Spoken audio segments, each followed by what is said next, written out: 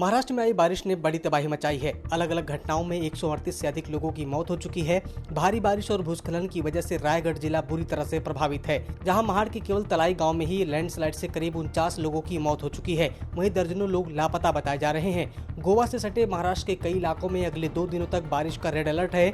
शनिवार को सीएम उद्धव ठाकरे ने भी बाढ़ प्रभावित इलाकों का दौरा किया। बीजेपी ने केजरीवाल सरकार पर दिल्ली की जनता को गुमराह करने के गंभीर आरोप लगाए हैं। दिल्ली भाजपा के अध्यक्ष आदेश गुप्ता ने कहा कि दिल्ली सरकार के जल बर्बादी एवं चोरी के चलते दिल्ली बहुत गंभीर जल संकट से जूझ रही है। आपको बता दें कि बीते दिन हरियाणा सरकार को जिम्मेदार ठहराने वाली दिल्ली जल बोर्ड की याचिका को सुप्रीम कोर्ट ने खारिज कर दी थी। साथ में सुप्रीम कोर्ट ने यह भी कहा था कि हमारी तरफ से गठित कमेटी की रिपोर्ट है कि दिल्ली को सही मात्रा में पानी मिल रहा है। अगर ऐसी याचिका आप कोर्ट में डालना बंद नहीं करेंगे तो हम अर्जी दाखिल करने पर ही रोक लगा देंगे। मध्य प्रदेश के मुख्यमंत्री शिवराज सिंह चौहान हर रोज एक पौधा लगाने का संकल्प लिए हैं। इसी कड़ी में मुख्यमंत्री शिवराज सिंह चौहान ने आज स्मार्ट पार्क में नीम का पौधा लगाया। इस दौरान उन्होंने कहा कि प्रकृति जीवन का स्रोत है। पर्यावरण के समृद्ध व स्वस्थ होने पर ही हमारा जीवन भी समृद्ध व सुखी होगा। आप भी पौधारोपण कर धरती और अपने जीवन को स्वस्थ व समृद्ध बनाएं। राजधानी दिल्ली में यमुना नदी एक बार फिर से दूषित होने लगी है। शनिवार को कालिंदी कुंज के पास यमुना नदी की सतह पर जहरीले झाग तैरते दिखाई दिए। यमुना के पानी में प्रदूषक तत्वों की मात्रा बढ़ने को लेकर दिल्ली सरकार कई बार चिंता जता चुकी है, लेकिन अब तक इस समस्या पर काबू नहीं पाया जा सका है। लगातार 5 दिनों से हो रही बारिश के चलते गोवा के कई इलाकों में बाढ़ जैसे हालात बन गए हैं। जगह जगह जल जमाव की स्थिति बन गई है। वहीं निचले इलाकों में बारिश का पानी घरों में घुस गया है। बारिश की वजह से एक शख्स की मौत हो गई है। बाढ़ की वजह से 1000 से अधिक घरों को नुकसान पहुंचा है। वहीं सैकड़ों लोगों को सुरक्षित स्थानों पर भेजा गया है।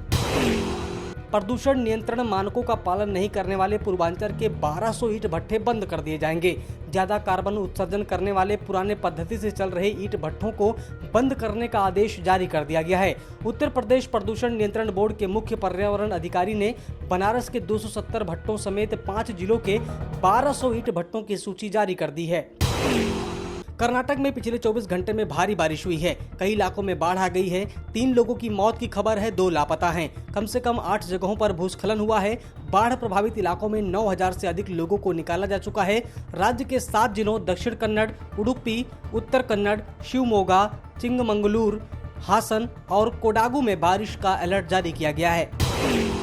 पर्यावरण मंत्री भूपेंद्र यादव ने कहा है कि मौजूदा दशक में जलवायु परिवर्तन से निपटने के लिए सभी देशों को तुरंत निरंतर रूप से काम करने की आवश्यकता है। उन्होंने कहा कि ग्रीन हाउस गैस उत्सर्जन में कटौती करनी होगी और पेरिस समझौते का पालन करना होगा। भूपेंद्र यादव ने जलवायु परिवर्तन पर G20 जलवायु शिखर सम्मेलन के अलग अलग सत्रों में कहा कि भारत पेरिस समझौते के अनुसार जलवायु परिवर्तन रोकने के अपने वादों को पूरा करने की दिशा में देश तेजी से आगे बढ़ रहा है। भारत में शनिवार को कोविड-19 के 39,097 मामले सामने आने के बाद संक्रमण के कुल मामले 3,13,32,159 हो गए हैं। साथ ही 546 नए मरीजों की मौत के बाद मरने वालों की संख्या बढ़कर 4,20,016 हो गई है। देश में एक्टिव केस की मरीजों की संख्या बढ़कर 4,08,977 हो गई है। वहीं कोरोना से ठीक होने की राष्ट्रीय दर 97.35% है। मध्य चीन खासकर हेनान प्रांत में बीते कुछ दिनों से हो रहे अभूतपूर्व बारिश से हालात बिगड़ गए हैं। सरकारी मीडिया द्वारा जारी की गई रिपोर्ट में कहा गया है कि अब तक करीब 10 अरब डॉलर का नुकसान हो चुका है। ये बारिश बीते 1000 सालों में सबसे भीषण बताई जा रही है। हेनान में 30 लाख से ज्यादा लोग प्रभावित हुए हैं।